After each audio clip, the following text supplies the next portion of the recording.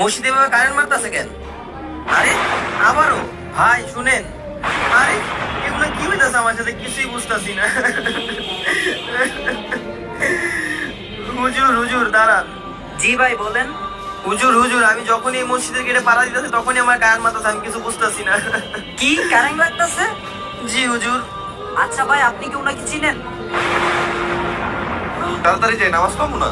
লা লা লা লা লা লা লা লা লা। আরে আজান দিয়ে দিছে, এক কাজ করি নামাজটা পড়ে আস।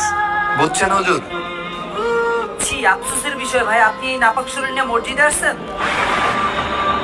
ভাই আপনি কি জানেন না, আল্লাহ তাআলার পাঠানো ফেরেশতা ওই ব্যক্তির পাশে থাকে না যে ব্যক্তি নাপাক থাকে।